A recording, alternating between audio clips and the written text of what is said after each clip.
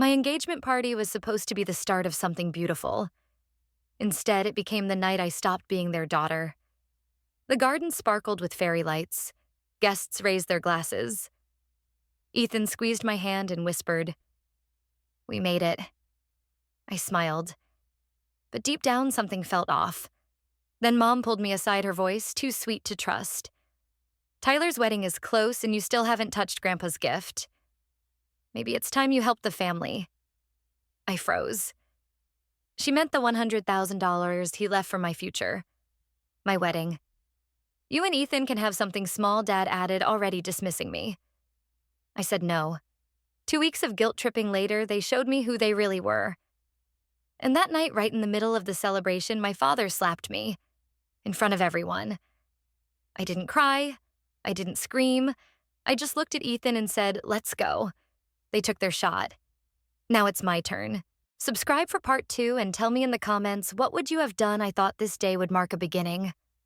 But as the roses bloomed and the champagne flowed, I realized it was a setup for something far darker. The string quartet played Vivaldi's Spring just a bit too perfectly. Every note sounded like a well-rehearsed lie. My heels clicked across the cobblestones of the Jennings estate as I smiled at people I barely knew, nodding like the daughter they wanted me to be. The scent of peonies mixed with champagne drifted through the air almost enough to mask the tension coiling in my stomach. I scanned the crowd. Ethan stood by the fountain speaking with Mr. Thompson about something trivial, golf perhaps. His hand still bore the faint tan line from his watch, now tucked into his pocket. When his eyes met mine, he smiled that quiet smile only I could read. Support. Steadiness.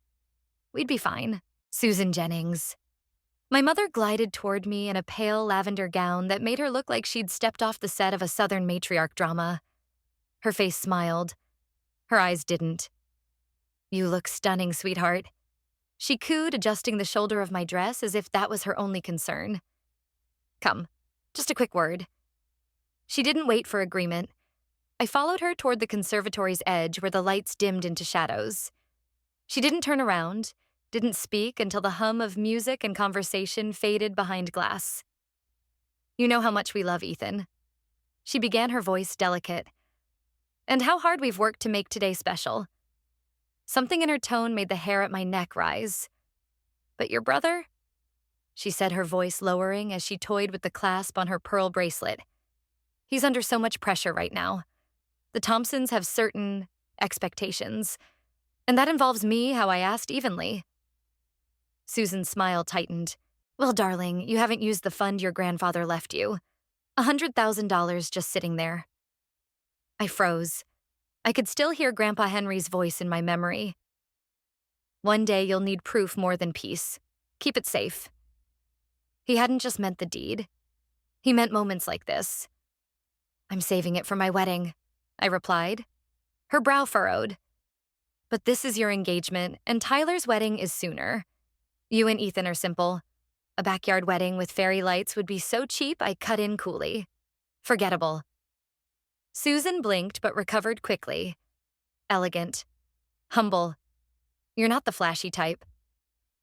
The lie tasted like sugar left too long in the sun. Robert appeared beside us then, as if summoned by strategy. "We're not asking you to give it away," he said. "It's just a loan." I turned to him. "To fund someone else's dream at the cost of mine."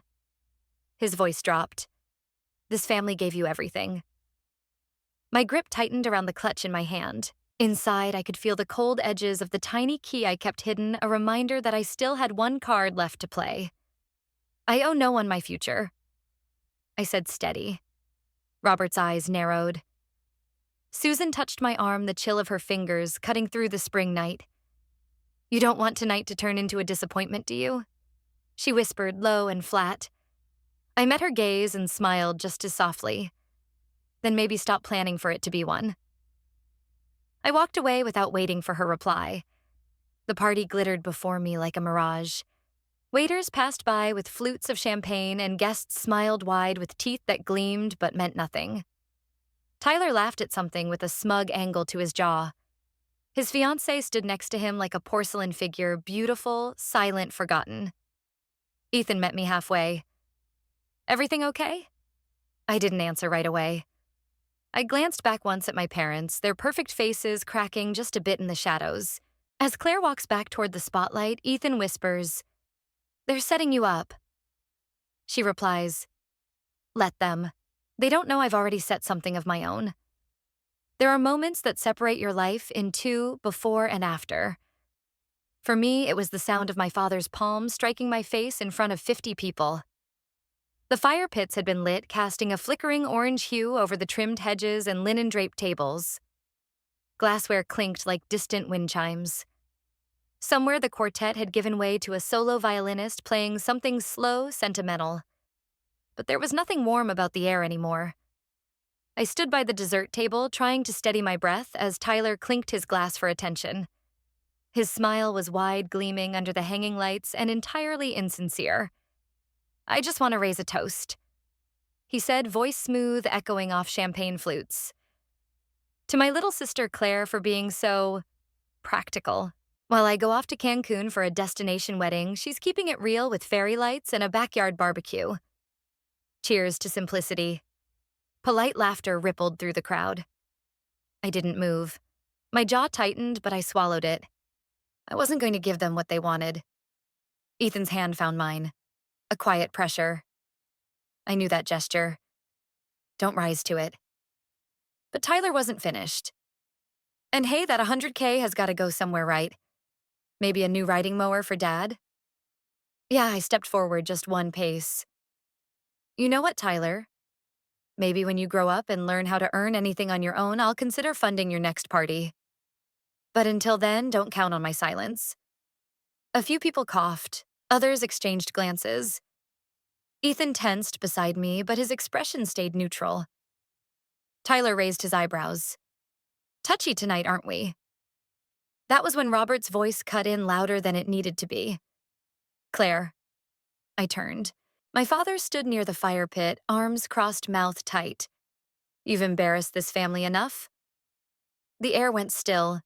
"Excuse me," I said, measured. "You're selfish. Everything's always about you. Your wedding, your opinions, your fund. We raised you better than this." The violin stopped playing. "And yet you raised a son who thinks entitlement is a birthright?" I said, my voice low but firm. "I won't fund that." Robert stepped forward. His eyes weren't cold, they were burning. "You think you're better than this family?" "No," I replied. I just finally realized I'm not obligated to shrink for it. Susan stood frozen behind him, lips parted but voiceless. The fire crackled, and then without warning, my father raised his hand and slapped me across the face. The sound was sharp, unnatural in the silence. I staggered back. My left earring flew, landing somewhere near Aunt Beverly's sequined clutch. No one moved. No one said a word. Susan gasped, not in horror, but in mortified disapproval. Tyler blinked as if surprised I didn't fall. Someone's phone flickered briefly, a camera app quietly launched. The sight of my face stung. My vision blurred, but not from tears. I didn't cry. Ethan was at my side instantly, one hand hovering at my shoulder, the other curled into a fist. "Don't," I whispered to him. He didn't. But when he looked at my father, his face had lost all color except the flame in his eyes. Tyler's smirk cracked, replaced by something uncertain. Aunt Beverly murmured something, clutching her pearls like they could shield her from what she'd just seen. I looked at my mother. She turned away. As Ethan steadies her, Claire turns to her father coldly. "You just taught me something, Dad, and I hope you remember this lesson." They thought I was defenseless because I didn't scream, but I was already drawing the blade, they just hadn't seen it yet. The storm had been creeping all afternoon, but by the time we got home, the sky had cracked wide open. Wind whipped against the windows with an almost personal rage, like it too had seen what happened last night. I sat cross-legged on the floor of our apartment, the rug soft beneath me, a steel box resting by my side. Ethan stood in the kitchen, silent, watching the storm as if it might offer him answers. "I should have stopped him," he finally muttered. "No," I said, popping the latch on the box. "You did exactly what I needed. You let me choose my war." He turned, brow furrowed, just as I unfolded the parchment from the folder. The deed was crisp aged only slightly by time, with Grandpa Henry's looping signature anchoring the bottom. My name sat printed in full, legally binding, dated July 1st, 2020. I found it a week after his funeral, I said quietly. Tucked inside an envelope marked, "For when they forget you're mine too." Ethan walked over slowly. "You've had this for years." I nodded, laying it beside the laptop. He wanted me protected. I just never thought I'd actually need it. We stared at it for a beat, the wind howling louder. Somewhere behind us, the balcony door thumped in its frame like an impatient guest. The Zoom tone chimed twice before Marianne Doyle's face appeared on the screen. Her reading glasses perched low hair pulled into a no-nonsense twist. "Claire," she greeted. "I reviewed everything. Your grandfather was meticulous. This deed is airtight. The Jennings estate technically transferred to you the summer before your senior year. You have the right to sell, audit, or evict." Ethan exhaled through his nose, half in awe, half disbelief. Marianne leaned forward. "But Claire, listen to me. They're going to panic. And panic makes people unpredictable. Be ready." I didn't flinch. I've been ready since the second I stopped begging to be seen. The call ended with "Next steps, file an audit notification, prepare for resistance."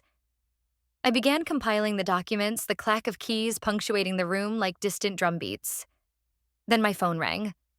Susan.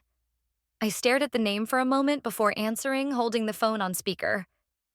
"Claire," she began. Her voice was syrupy, but the kind that coats your throat just before you gag. "Your father isn't well. His blood pressure." "Is that my fault now?" I asked flatly. "We're all under a lot of stress." She sighed. "You know how proud he was. And now, you want me to feel guilt. Noted. Anything else?" A pause. "You're really going to burn this family down over money?" "No," I said, lifting the deed again. "I'm going to burn down the part that thought I was disposable." She hung up without another word. By midnight, the papers were printed, signed, and sealed in a thick, gold-embossed envelope, the kind they'd never miss in a sea of bank mail. The title read, "Notice of Ownership Audit, Jennings Estate." Ethan placed his hand over mine as I pressed the flap shut. The morning after I walked into the post office, just as the rain paused, I slid the envelope across the counter and watched as it disappeared into the outgoing tray. My phone buzzed. Jenna voice. "You're not alone. They did this to me too." I stared at the screen. I hadn't told anyone. Not yet. But someone had seen enough to speak. They didn't yell. Not at first. When they realized what I'd done, the silence hit harder than the slap. The apartment buzzed with quiet tension.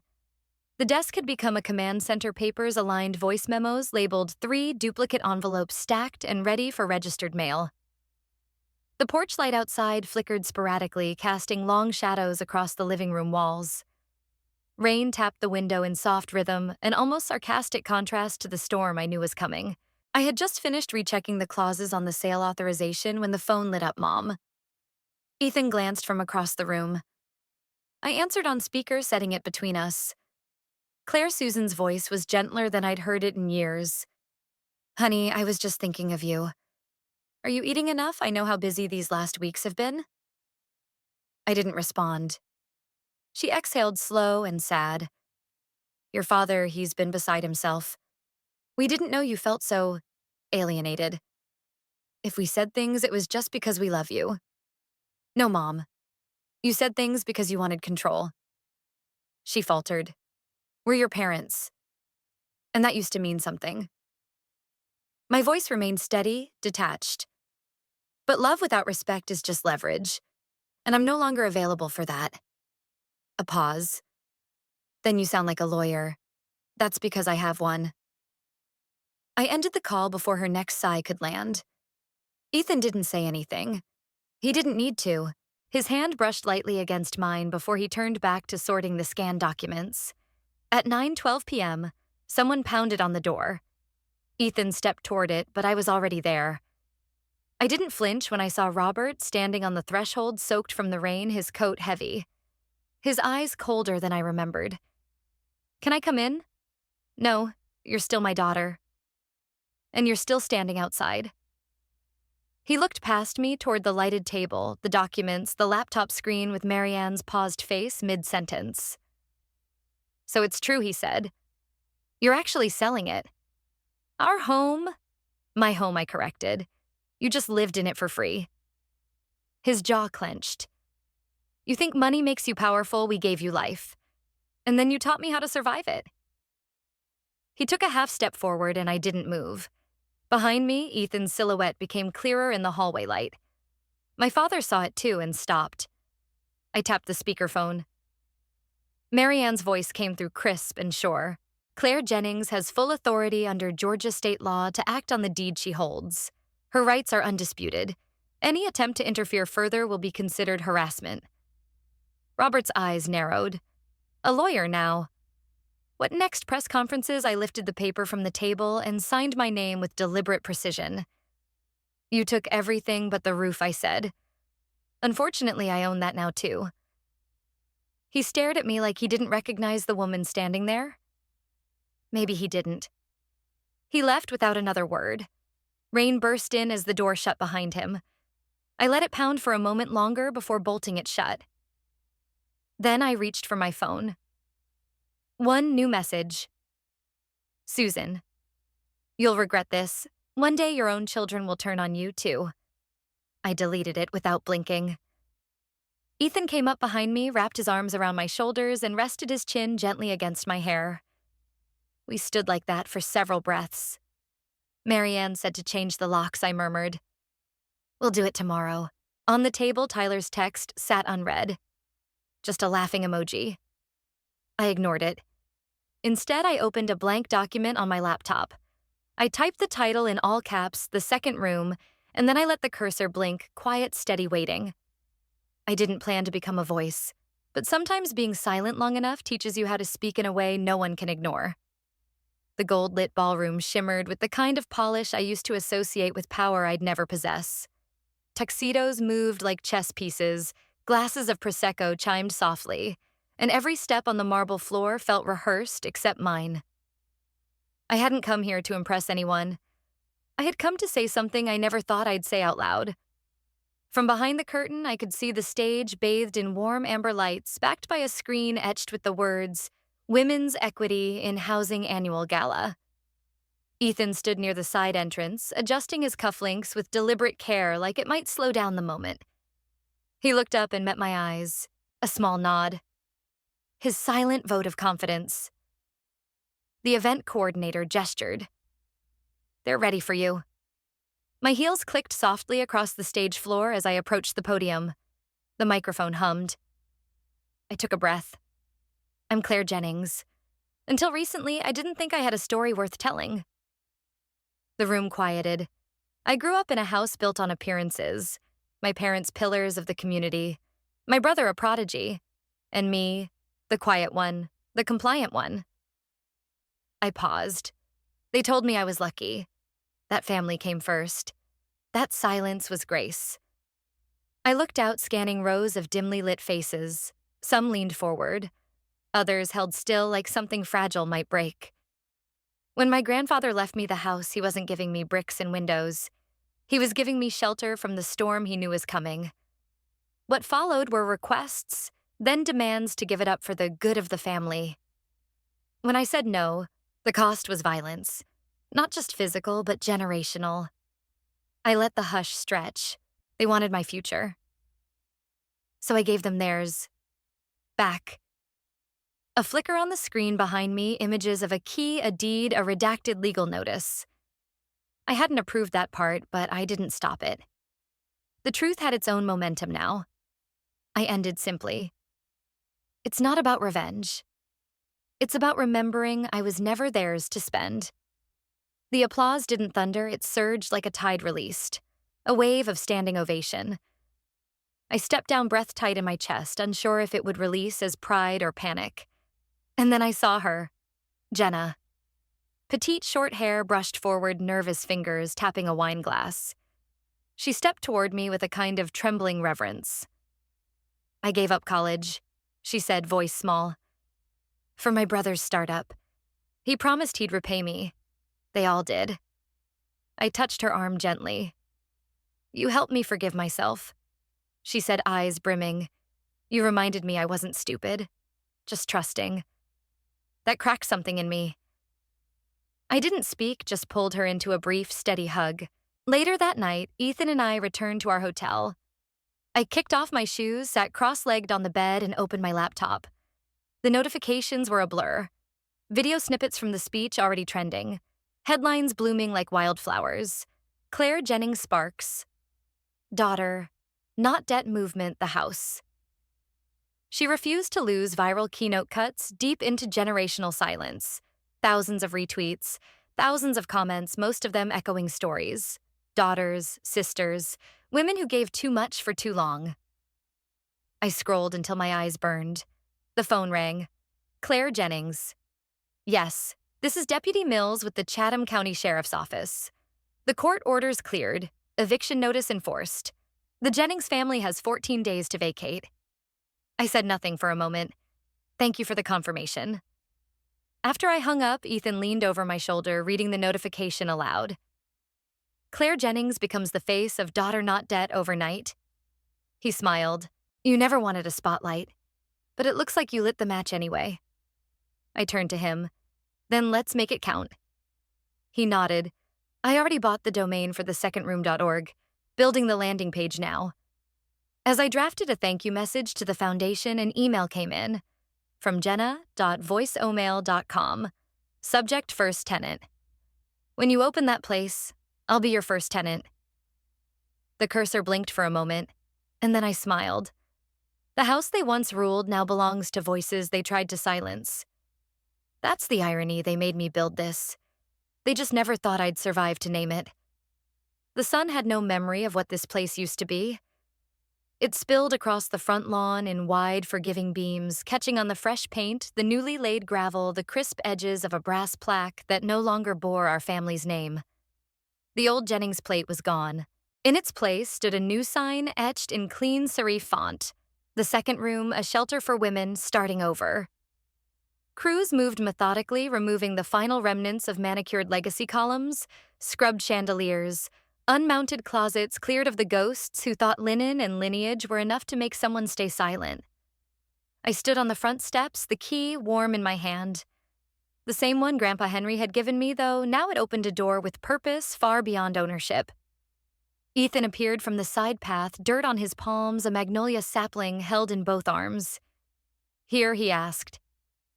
I nodded. He knelt beside the front walk, digging into the earth with a kind of reverence. We hadn't said much that morning, we didn't need to. Today was for action. I felt the pull of footsteps before I heard them. Jenna stood at the gate, a single suitcase beside her. Her sneakers scuffed her face, lit with something soft and almost disbelieving. "I didn't think this place would be real," she said. I walked down to meet her. "Neither did I admitted. "But here we are." We embraced, quiet and solid like bricks finally locking into place. Inside the walls were a soft cream. The kitchen had new appliances and a long communal table. Upstairs, the bedrooms held matching bedspreads, small journals on nightstands, a promise of stories still unwritten. We kept the old fireplace. It had earned its second chance. By mid-afternoon, guests and organizers filtered in. Not a crowd, just enough to bear witness. I stepped onto the makeshift podium in the entryway. A microphone rested loosely in my hand, but the silence already felt like a welcome. The first room I began was the one we were told to be grateful for. The one where we swallowed our truths to keep the walls from cracking. I paused, meeting Jenna's eyes, then Ethan's. The second one I smiled. We built it ourselves. The applause came in a warm ripple.